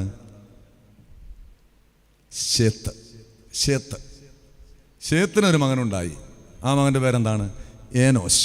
ഈ ഏനോശിൻ്റെ കാലത്ത് സംഭവിച്ചൊരു മഹാകാര്യത്തെക്കുറിച്ച് പറയുന്നുണ്ട്. ഏനോശിൻ്റെ കാലത്ത് അവർക്ക് കന്നാലിയില്ല, യൂട്യൂബ് ചാനലും ഇല്ല, കയ്യിൽ ആയുധങ്ങളും ഇല്ല. അവൻ്റെ കയ്യിൽ ഒറ്റ ആയുധമുള്ളൂ, ആരാധന. യഹോവയുടെ നാമത്തിലുള്ള ആരാധന തുടങ്ങി. വേറൊന്നും തുടങ്ങാൻ അവൻ അറിയത്തില്ല. പാവപ്പെട്ടവൻ, മന്ദബുദ്ധിയാണ്, പ്രാർത്ഥിക്കാനേ അറിയുള്ളൂ, ബുദ്ധിയൊക്കെ കുറവാണ്. പക്ഷെ അവനിവിടെ വന്ന് ഇങ്ങനെ മുട്ടുമടക്കി നിന്ന് നിലവിളിക്കാൻ അറിയാം, കണ്ണുനീരോടെ പ്രാർത്ഥിക്കാൻ അറിയാം. ആരെന്ത് വിചാരിക്കുന്നു എന്നുള്ള തോന്നലൊന്നുമില്ല. മനുഷ്യർ, പാവപ്പെട്ട മനുഷ്യർ ഈ കുരിശും തൊട്ടിയുടെ മുമ്പിലൊക്കെ വന്ന് ഇങ്ങനെ നിലവിളിച്ചിട്ട് പോകും. ആരും ഇല്ലാത്ത പോയി പള്ളിയുടെ ഏതെങ്കിലും മൂലയ്ക്ക് കയറിയിരുന്ന് ഇങ്ങനെ കരഞ്ഞ് കണ്ണുനീരൊഴുക്കിയിട്ട് പോകും. വിളക്കിൽ എണ്ണയും തൊട്ട് തലയെ തേച്ചുകൊണ്ട് പോകും. ബാക്കിയുള്ളവരായിരിക്കും ഇവന് വട്ടാന്ന് വിചാരിക്കും. കയ്യിരിക്കുന്ന കാശും കൊടുത്ത് മെഴുകുതിരിയും കത്തിച്ച് ഇവിടെ വെച്ചിട്ട് പോകും. അവൻ യഹോവയുടെ നാമത്തിലുള്ള ആരാധന തുടങ്ങി. ഏനോശിൻ്റെ കാലത്ത്, ഏനോശ് 3-ാം തലമുറക്കാരനാണ്. ലാമേക്ക് മറ്റൊരു സ്ട്രീമാണ്. ആ സ്ട്രീം അങ്ങ് നശിച്ചു പോയി. എന്നാൽ പിന്നെ ഒരു സ്ട്രീമിനെ ദൈവം കൊണ്ടുവരികയാണ്. അതാണ് ആദാം, ശേത്ത്, ഏനോശ്, 4-ാം തലമുറക്കാരൻ കേനാൻ, കേനാന്റെ മകൻ മഹലേൽ, മഹലേന്റെ മകൻ യാരദ്, യാരദിന്റെ മകൻ ഹാനോക്ക്. യാരദിന്റെ മകൻ ഹാനോക്ക്, അവൻ 7-ാം തലമുറക്കാരനാണ്. ഇവനെക്കുറിച്ചാണ് യൂദാ പറഞ്ഞത്, ആദാം മുതൽ 7-ാം തലമുറക്കാരനായ ഹാനോൻ. ഈ ഹാനോക്ക് 300 വർഷം ദൈവത്തോട് കൂടെ നടന്നു. ദൈവം അവനെ എടുത്തുകൊണ്ടതിനാൽ കാണാതായി. 300 വർഷം ഇവൻ ദൈവത്തോട് കൂടെ നടന്നു. ഈ ഹാനോക്കിന് എത്ര വർഷം ഹാനോക്ക് ജീവിച്ചിരുന്നു എന്നറിയാവൂ? 365 വർഷം ജീവിച്ചിരുന്നു. ദൈവത്തോട് കൂടെ നടന്നത് എത്ര വർഷമാണ്? 300 വർഷം നടന്നുള്ളൂ. അപ്പോൾ പിന്നെ 65 വർഷം ഇവിടെ പോയി. അതാണ് പ്രശ്നം. ഈ 65 വയസ്സ് വരെ ഇയാൾ ദൈവത്തെ ഒന്നും കാര്യമായി എടുത്തില്ല. അതിൻ്റെ ആവശ്യമുണ്ടെന്ന് തോന്നിയില്ല. അത്യാവശ്യം ജീവിക്കാൻ മാർഗമൊക്കെ ഉണ്ടായിരുന്നു. കുറച്ച് കാര്യങ്ങളൊക്കെ ആയിട്ട് ഒരു മിനിമം രീതിയിൽ അങ്ങ് കഴിഞ്ഞുപോയി. നമ്മളെപ്പോലെ ഞായറാഴ്ച പള്ളിയിൽ വരും, കുർബാന കൊള്ളും, പെരുന്നാൾ വരുമ്പോൾ ഉറപ്പായിട്ട് വരും, ദുഃഖ വെള്ളിയാഴ്ച പിന്നെ വരാതിരിക്കില്ല. അങ്ങനെ മിനിമം അതൊക്കെ മതി എന്ന് വിചാരിച്ചൊരു കാലം ഉണ്ടായിരുന്നു. 65 വയസ്സ് വരെ അങ്ങനെയൊക്കെ അങ്ങ് പോയി, തട്ടി മുട്ടി അങ്ങ് പോയി. പക്ഷേ 65 വയസ്സിൽ, 65-ാം വയസ്സിൽ ഇയാളുടെ ജീവിതത്തിൽ ഒരു കാര്യം സംഭവിച്ചു. അതെന്താണ്? 65 വയസ്സുള്ളപ്പോൾ ഇയാൾക്കൊരു മകൻ ജനിച്ചു. ആ മകൻ്റെ പേര് മെതുശലേഹ് എന്നാണ്. മെതുശലേഹ് 65-ാം വയസ്സിൽ കുട്ടിയെ കാണാൻ ചെന്നു. ആരോ വന്ന് പറഞ്ഞു, നിന്റെ ഭാര്യ പ്രസവിച്ചു, ഒരു കുട്ടി, ആൺകുട്ടിയാണ്. ഹാനോക്കിന് ഭയങ്കര സന്തോഷമായി. ചെന്ന് ഈ കുഞ്ഞിനെ ഇങ്ങനെ കരങ്ങളിലെടുത്ത് നോക്കിയപ്പോൾ ഹാനോക്ക് ഞെട്ടി തരിച്ചുപോയി. കാരണം ഈ ഹാനോക്ക് പ്രവാചകനാണെന്ന് യൂദാ പറയുന്നുണ്ട്. പ്രവാചകനായ ഹാനോക്ക് എന്ന് പറയുന്നുണ്ട്. അപ്പൊ ഇദ്ദേഹത്തിൽ ഒരു പ്രവചനത്തിന്റെ ആത്മാവുണ്ട്. പ്രവാചകനാണ്, പ്രവചനത്തിന്റെ ആത്മാവ് ഇദ്ദേഹത്തിൽ കിടപ്പുണ്ട്. ഈ കുട്ടിയുടെ മുഖം കണ്ടപ്പോഴേക്ക് പ്രവചനത്തിന്റെ ആത്മാവ് കയറി വന്നു. ഒരു കാര്യം മനസ്സിലായി, ഇവൻ എൻ്റെ അന്തകനായിട്ട് വന്നതാണ്. ഒരു ദുരന്തമാണവൻ. ഈ കുഞ്ഞൊരു ദുരന്തമാണ്, ഒരു ദുരന്തവും കൊണ്ടാണ് വന്നിരിക്കുന്നത്. ആ പ്രവചനത്തിന്റെ ആത്മാവ് വന്നപ്പോൾ ഈ കുട്ടിക്ക് ഹാനോക്ക് ഒരു പേരിട്ടു മെതൂശലേഹ്. ആ വാക്കിനൊരർത്ഥമുണ്ട്. His death shall bring judgement. His death shall bring judgement. ഇവന്റെ മരണം ന്യായവിധി കൊണ്ടുവരും. Something tragedy will happen when he dies. ഇവൻ മരിക്കുമ്പോൾ ഒരു ദുരന്തം വരും. ഇവൻ മരിക്കുമ്പോൾ ഒരു ദുരന്തം സംഭവിക്കും. അപ്പൊ പിന്നെ എന്ത് വേണം? ഈ ദുരന്തം ഒഴിവായി കിട്ടാൻ ഇനി ഒറ്റ വഴിയേ ഉള്ളൂ. ദൈവത്തെ കയറി അങ്ങ് മുറുകെ പിടിക്കുക. ഒറ്റ വഴിയേ ഉള്ളൂ. ഇവൻ മരിക്കരുത്. ഇവൻ മരിക്കാതിരിക്കണം. ഈ കുഞ്ഞു മരിച്ചാൽ അപ്പോൾ ഈ ലോകത്തിനൊരു ദുരന്തം സംഭവിക്കും. ഈ കുഞ്ഞു മരിക്കാൻ പാടില്ല. ഈ കുഞ്ഞൊന്ന് നിലത്ത് വീണാൽ ഹാനോക്കിൻ്റെ ഉള്ളു പടയും. ഈ കുഞ്ഞിനൊരു പനി വന്നാൽ സങ്കടം വരും. കാരണം ഈ കുഞ്ഞ് മരിച്ചു പോകാൻ പാടില്ല. മരിച്ചു കഴിഞ്ഞാൽ അപ്പോൾ ഒരു ദുരന്തം വരും. അപ്പൊ പിന്നെ ഈ കുഞ്ഞ് മരിക്കാതിരിക്കണം. എത്രയും കാലം ജീവിച്ചിരിക്കാമോ അത്രയും ജീവിക്കണം. പരമാവധി ഇവന്റെ ആയുസ് നീണ്ടു പോകണം. ചില ദുരന്തങ്ങൾ നമുക്ക് ഒഴിവാക്കാൻ പറ്റില്ല, പക്ഷെ അതിനെ നീട്ടിക്കൊണ്ടു പോകാൻ പറ്റും. ഇടർച്ചകൾ വരേണ്ടത് ആവശ്യമാണ്. പക്ഷെ നമ്മുടെ കാലത്ത് വരരുത് എന്ന് നമുക്ക് പ്രാർത്ഥിക്കാൻ പറ്റില്ലേ? എൻ്റെ കാലത്തൊരു ദുരന്തം വരരുത്. എൻ്റെ കാലത്ത് എൻ്റെ കുഞ്ഞുങ്ങളുടെ ഒരു സങ്കടം എൻ്റെ കൺമുമ്പിൽ കാണരുത്. അത് നമുക്ക് പ്രാർത്ഥിക്കാൻ പറ്റും. നീക്കുപോക്കുകളുണ്ട്, വിടുതലുണ്ട്. ചില കാര്യങ്ങളെ ദൈവം തട്ടി നീക്കി കൊണ്ടുപോകും. അതിനുവേണ്ടി പ്രാർത്ഥിക്കാൻ പറ്റും. ഹാനോക്ക് അപ്പോൾ ഒറ്റ വഴിയേ ഹാനോക്കിന് മുമ്പിലുള്ളൂ. മറ്റാർക്കും ഹാനോക്കിനെ സഹായിക്കാൻ പറ്റില്ല. ദൈവത്തെ കയറി അങ്ങ് മുറുകെ പിടിച്ചു. ഊണിൽ ഉറക്കത്തിൽ ഇനി ദൈവം അല്ലാതെ ആരുമില്ല. 300 വർഷവും പിന്നെ അവൻ ജീവിച്ചിരുന്ന 300 വർഷവും ദൈവത്തോട് ചേർന്നങ്ങ് നടക്കുകയാണ്. ദൈവത്തെ വിട്ടൊരു ജീവിതം ഇല്ല ഹാനോക്കിന്. കാരണം അവന് വേറൊരു വഴിയില്ല. അങ്ങനെ നടന്ന് എന്ത് സംഭവിച്ചു? ഹാനോക്ക് അങ്ങ് ശുദ്ധീകരിക്കപ്പെട്ടു. രാവും പകലും പള്ളി, പ്രാർത്ഥന, ആരാധന. ഉറക്കമാണെന്നാൽ ഉടനെ അവന് പ്രാർത്ഥനയാണ്. ദൈവത്തെ വിചാരമേ ഉള്ളൂ മനസ്സിൽ. അങ്ങനെ ഒരാൾ ദൈവവിചാരവുമായി മുഴുവൻ സമയം അങ്ങ് ജീവിച്ചാൽ എന്ത് സംഭവിക്കും? അവൻ ശുദ്ധീകരിക്കപ്പെടും. അങ്ങനെ അവൻ ശുദ്ധീകരിക്കപ്പെട്ടാൽ എന്ത് സംഭവിക്കും? അവനങ്ങ് ഉടലോടെ സ്വർഗത്തിലേക്ക് അങ്ങ് അബ്സോർബ് ചെയ്യും. അങ്ങനെ എടുക്കപ്പെട്ട 2 പേരേ ഉള്ളൂ വേദപുസ്തകത്തിൽ. ഒന്ന് ഏലിയാവും, ഒന്ന് ഹാനോക്കും. 300 വർഷം ഇങ്ങനെ നടന്ന് ഇവനങ്ങ് ശുദ്ധീകരിക്കപ്പെട്ടപ്പോൾ ദൈവം അവനെ അങ്ങ് അബ്സോർബ് ചെയ്തു. 300 വർഷം അവൻ ദൈവത്തോട് കൂടെ നടന്നു. അവൻ ശുദ്ധീകരിക്കപ്പെട്ടു. ദൈവം അവനെ സ്വർഗത്തിലേക്ക് അങ്ങെടുത്തു. എന്നെ കേൾക്കുന്ന പ്രിയ സഹോദരങ്ങളെ, 24 മണിക്കൂറും പ്രാർത്ഥിക്കാൻ നിനക്കൊരു വിഷയമുണ്ടെങ്കിൽ അതിനൊറ്റ അർത്ഥമേ ഉള്ളൂ: നിന്നെ സ്വർഗത്തിലെത്തിക്കാൻ ദൈവം ആഗ്രഹിക്കുന്നു. നമുക്ക് ചില സങ്കടങ്ങളൊക്കെ ദൈവം തന്നിരിക്കും നമ്മളെ ശുദ്ധീകരിക്കാൻ വേണ്ടിയാണ്. നമ്മളെപ്പോഴും ഈ ദൈവ വിചാരത്തിൽ നിന്ന് മാറിപ്പോകാതിരിക്കാനാണ്. അതുണ്ടെങ്കിലേ നമ്മളൊക്കെ ഇങ്ങനെ വന്ന് പ്രാർത്ഥിക്കത്തുള്ളൂ. നമ്മളിങ്ങനെ സ്വസ്ഥമായി സുഖമായിട്ടിരുന്നാൽ നിങ്ങൾ ആലോചിച്ച് നോക്കും, ആരെങ്കിലും അതിനപ്പുറം ഒരു ജീവിതത്തെക്കുറിച്ച് ചിന്തിക്കുമോ? ചിന്തിക്കത്തില്ല. നമുക്കെല്ലാം ഇങ്ങനെ സുഖമായി സന്തോഷമായി നമ്മൾ കണക്ക് കൂട്ടുന്ന പോലെ കാര്യങ്ങൾ ഇങ്ങനെ നടന്നാൽ നമ്മളൊരിക്കലും ദൈവവിചാരമുള്ള മനുഷ്യരായി മാറില്ല. നമ്മളൊക്കെ ഇവിടെ വന്നിരിക്കുന്നത് എന്തുകൊണ്ടാണ്? ഇവിടെ വന്ന് വാവിട്ട് നിലവിളിക്കുന്നത് എന്തുകൊണ്ടാണ്? വിശുദ്ധ കുർബാന എടുക്കുമ്പോൾ ഇങ്ങനെ മനസ്സ് തകർന്ന് നമ്മളിങ്ങനെ സങ്കടപ്പെടുന്നത് എന്തുകൊണ്ടാണ്? ചില ഭാരങ്ങൾ നമ്മുടെയൊക്കെ ജീവിതത്തിൽ ഉള്ളത് കൊണ്ടാണ്. ചില കാര്യങ്ങൾ നമ്മെ അലട്ടുന്നത് കൊണ്ടാണ്.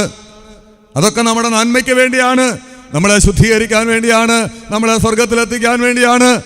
ദൈവത്തിൻ്റെ മഹാകാരുണ്യമാണ്, ദൈവത്തിൻ്റെ സ്നേഹമാണിത്. അത്യന്തികമായി നമ്മെ സ്വർഗത്തിലെത്തിക്കാനുള്ള ദൈവത്തിൻ്റെ ഒരു പ്രോസസ്സിങ്ങിൻ്റെ ഭാഗമാണത്. ഹാനോക്കിനെ ദൈവം ശുദ്ധീകരിച്ചു. ഹാനോക്കിൻ്റെ ജീവിതത്തിൽ വന്ന സങ്കടങ്ങൾ, വേദനകൾ, കുഞ്ഞിനെക്കുറിച്ചുള്ള ദുരന്തപൂർണമായ ഓർമ്മകൾ അവൻ്റെ ശുദ്ധീകരണത്തിനാണെന്ന് അവൻ തിരിച്ചറിഞ്ഞു. അവനെ ദൈവം ശുദ്ധീകരിച്ചു, സ്വർഗത്തിൽ എത്തിച്ചു. പിന്നീട് കുറേ കാലം കൂടെ 365 വയസ്സായപ്പോൾ ഹാനോക്ക് മരിച്ചുപോയി. എന്നിട്ടും ഈ പ്രാർത്ഥന മുഖാന്തരം, അപ്പൻ്റെ പ്രാർത്ഥന കൊണ്ട് ഈ മെഥൂശലഹ് പിന്നെയും വർഷങ്ങൾ ജീവിച്ചു. എത്ര കാലം ജീവിച്ചിരുന്നു? 969 വർഷം. 969 വർഷം. മെഥൂശലഹിന് 182 വയസ്സുള്ളപ്പോൾ 187 വയസ്സുള്ളപ്പോൾ മെഥൂശലഹ് ലാമേക്കിനെ ജനിപ്പിച്ചു. ആദ്യം പറഞ്ഞ ലാമേക്ക് അല്ല ഇത്, വേറൊരു ലാമേക്ക്. 187 വയസ്സിൽ ലാമേക്ക് ജനിച്ചു. ഈ ലാമേക്കിന്റെ 182 വയസ്സിൽ നോഹ ജനിച്ചു. ആ കണക്കുകൾ നിങ്ങൾ കൂട്ടി നോക്കിയാൽ അറിയാം. 969 വയസ്സിൽ മെഥൂശലേഹ് മരിച്ചു. മെഥൂശലേഹ് മരിക്കുമ്പോൾ നോഹയ്ക്ക് 600 വയസ്സുണ്ട്. മെഥൂശലേഹ് മരിച്ചപ്പോൾ നോഹയ്ക്ക് 600 വയസ്സുണ്ട്. നോഹയുടെ മുതുമുത്തച്ഛൻ മെഥൂശലേഹ്. ഈ മെഥൂശലേഹിൽ നിന്നാണ് ആദ്യത്തെ കാര്യങ്ങളെല്ലാം നോഹയ്ക്ക് കിട്ടിയത്. നോഹ ഇതെല്ലാം അറിഞ്ഞതും പഠിച്ചതും ഇതെല്ലാം ആരിൽ നിന്നാണ്? ഇതെല്ലാം മെഥൂശലേഹിൽ നിന്ന് പഠിച്ചതാണ്. മെഥൂശലേഹ് മരിക്കുമ്പോൾ നോഹ ജീവനോടുണ്ട്. അദ്ദേഹത്തിന് 600 വയസ്സുണ്ട്. മെഥൂശലേഹ് മരിച്ച വർഷം ഒരു വലിയ ദുരന്തം ഉണ്ടായി. എന്താണത്? പ്രളയം സംഭവിച്ചു. പ്രളയം സംഭവിച്ചു. നമുക്ക് ചില കാര്യങ്ങൾ ഒഴിവാക്കാനാവില്ല, പക്ഷേ അത് നീട്ടിക്കൊണ്ടു പോകാനാകും. ചില നീക്കുപോക്കുകൾ ദൈവം തരും. പ്രളയം സംഭവിച്ചോ സംഭവിച്ചില്ലോ അതല്ല പ്രശ്നം. ഇതുവഴി ഹാനോക്ക് ശുദ്ധീകരിക്കപ്പെട്ടു. ഹാനോക്കിനെ ദൈവം സ്വർഗത്തിൽ എത്തിച്ചു. അവന്റെ പുസ്തകം തിരുവചനത്തിന്റെ താളുകൾ രേഖപ്പെടുത്തപ്പെട്ടു. എബ്രായ ലേഖനം എഴുതിയപ്പോൾ അതിന്റെ കർത്താവ് 11 അധ്യായം 5 വാക്യത്തിൽ എഴുതി, വിശ്വാസത്താൽ ഹാനോക്ക് ദൈവത്തോട് കൂടെ നടന്നു, ദൈവം അവനെ എടുത്തുകൊണ്ടതിനാൽ കാണാതായി. പട്ടണവും ഫ്ലാറ്റും പണിത ഹാനോക്കിനെ എബ്രായ ലേഖന കർത്താവ് ഓർക്കുന്നില്ല, അത് മറന്നുപോയി. അവൻ ഓർക്കാൻ വേണ്ടി ഒന്നും ചെയ്തില്ല. കന്നുകാലിയെ വളർത്തിയ യാബാലും യൂബാലും ആ ഓർമ്മ പട്ടികയിൽ വന്നില്ല. അവിടെ വന്നത് ദൈവത്തോട് കൂടെ നടന്നൊരു മനുഷ്യൻ മാത്രമേ ഉള്ളൂ. God's love is incomprehensible. ദൈവസ്നേഹത്തിൻ്റെ ഒരു പ്രത്യേകത കൂടെ പറഞ്ഞ് ചുരുങ്ങിയ വാക്കുകളുടെ പ്രസംഗം ഞാൻ അവസാനിപ്പിക്കാം. റോമാലേഖനം 5 അധ്യായത്തിൻ്റെ 8 വാക്യത്തിൽ പറയുന്നുണ്ട്, ക്രിസ്തുവോ നാം പാപികളായിരിക്കുമ്പോൾ തന്നെ നമുക്ക് വേണ്ടി മരിക്കുകയാണ്. ദൈവം തനിക്ക് നമ്മോടുള്ള സ്നേഹത്തെ പ്രദർശിപ്പിക്കുന്നു. ക്രിസ്തുവോ നാം പാപികളായിരിക്കുമ്പോൾ തന്നെ നമുക്ക് വേണ്ടി മരിക്കുകയാൽ ദൈവം തനിക്ക് നമ്മോടുള്ള സ്നേഹത്തെ പ്രദർശിപ്പിക്കുന്നു. God's love is always demonstrating. പ്രദർശിപ്പിക്കുകയാണ്, പ്രകടിപ്പിക്കുകയാണ്. ദൈവം തൻ്റെ സ്നേഹത്തെ പ്രകടിപ്പിക്കുന്നു. യോഹന്നാന്റെ സുവിശേഷം 3:16 പറയുന്നതാണ്, ക്രിസ്തുവിൽ വിശ്വസിക്കുന്ന ഒരുവനും നശിച്ചു പോകാതെ, തൻ്റെ ഏകജാതനായ പുത്രനിൽ വിശ്വസിക്കുന്ന ഒരുവനും നശിച്ചു പോകാതെ രക്ഷപ്രാപിപ്പാൻ തക്കവണ്ണം അവൻ അത്രയ്ക്ക് ലോകത്തെ സ്നേഹിച്ചു. അതായത് മനുഷ്യാവതാരം തന്നെ ദൈവ സ്നേഹത്തിൻ്റെ ഡെമോൺസ്ട്രേഷനാണ്. അതിനേക്കാൾ ഒരു പ്രകടനം വേറെയില്ല. ദൈവം തൻ്റെ സ്നേഹത്തെ പ്രദർശിപ്പിക്കുകയാണ്. അത്രയ്ക്ക് അവൻ ലോകത്തെ സ്നേഹിച്ചു. ദൈവം തൻ്റെ സ്നേഹത്തെ പ്രകടിപ്പിക്കുന്നു, പ്രദർശിപ്പിക്കുന്നു. വിലാപങ്ങളുടെ പുസ്തകം 3 അധ്യായത്തിൻ്റെ 22-23 വാക്യങ്ങളിൽ പറയുന്നത്, ദൈവം തൻ്റെ സ്നേഹത്തെ ഓരോ ദിവസവും പുതുക്കുന്നു എന്നാണ്. God renews his love. God renews his love. നമുക്ക് ആ ഭാഗം ഒന്ന് വായിക്കാം. 3 അധ്യായത്തിൻ്റെ 22-23 വാക്യങ്ങളിൽ, നാം മുടിഞ്ഞു പോകാതിരിക്കുന്നത് യഹോവയുടെ ദയയാകുന്നു. അവൻ്റെ കരുണ തീർന്നു പോയിട്ടില്ലല്ലോ, അത് രാവിലെ തോറും പുതിയതും തൻ്റെ വിശ്വസ്തത വലിയതുമാകും. ദൈവത്തിൻ്റെ സ്നേഹം, കരുണ രാവിലെ തോറും പുതിയതും അവൻ്റെ വിശ്വസ്തത വലിയതുമാകുന്നു.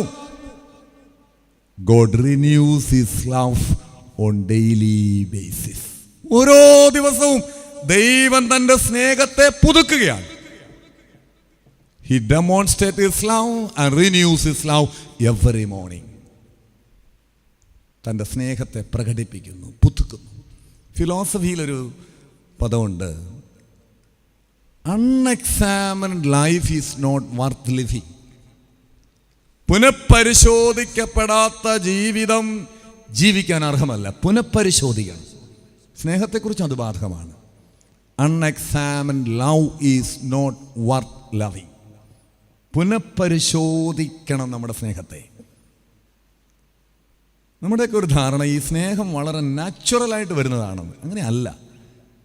ഈ സ്നേഹത്തിൻ്റെ ഒരു വിത്ത് നമ്മളിലുണ്ട്. പക്ഷെ വിത്തുണ്ടായാൽ പോരല്ലോ, അതിനെ നമ്മൾ നർച്ചർ ചെയ്യണം. We should nurture our love, we should renew our love.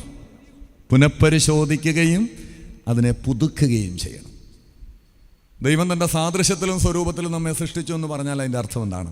ഒരുപാട് അർത്ഥങ്ങൾ നമ്മൾ പഠിച്ചിട്ടുണ്ടെങ്കിൽ അതിൻ്റെ ഒരർത്ഥം ഇതാണ്: the capacity to love and to be loved.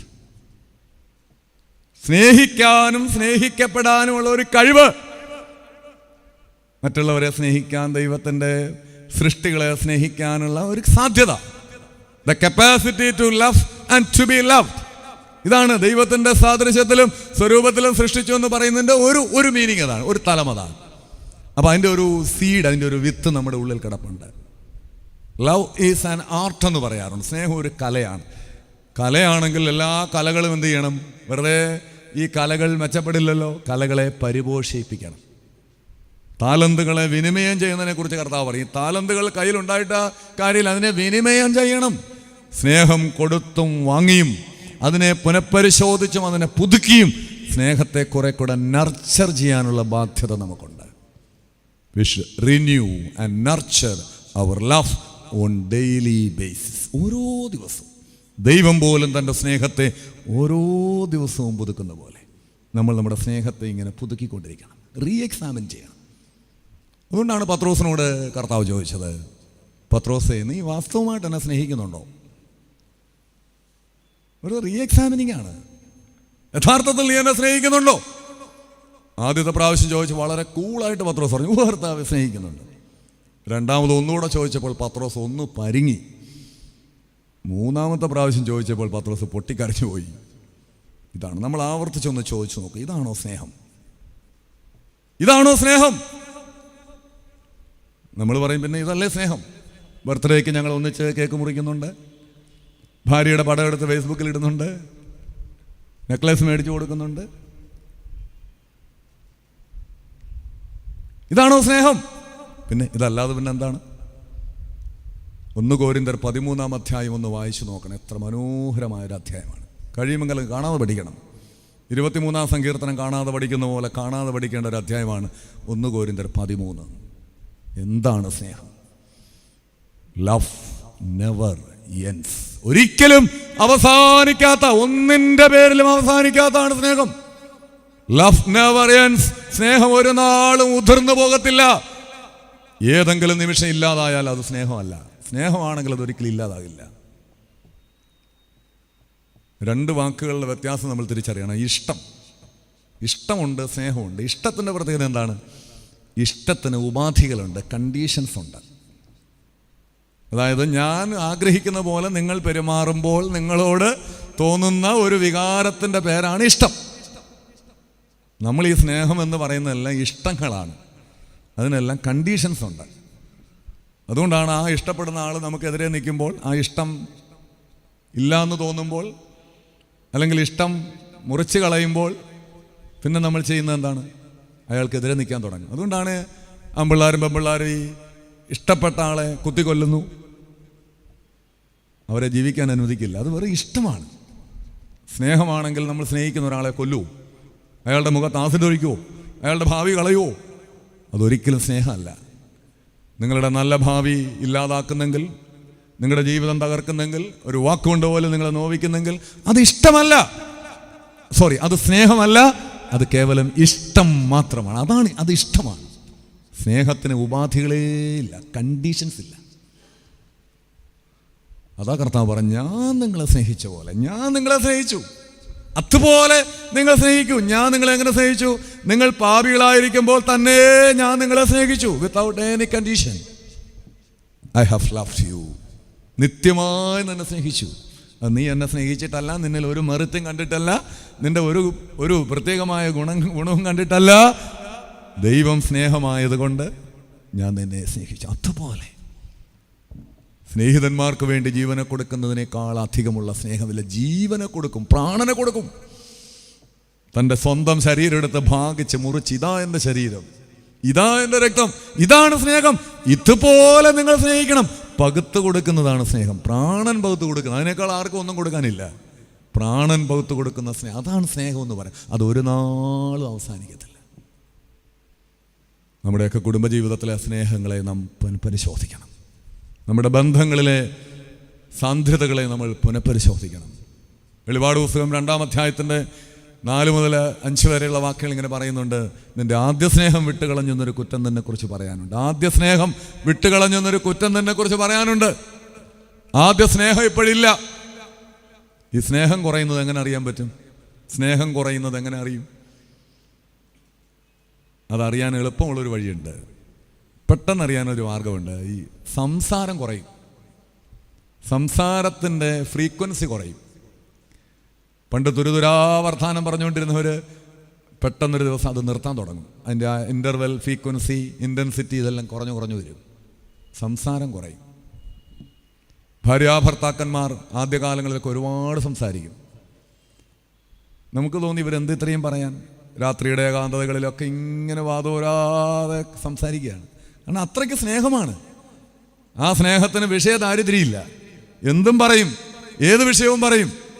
ലോകത്തിലുള്ള ഏത് കാര്യവും അവർക്ക് സംസാര വിഷയമാണ്.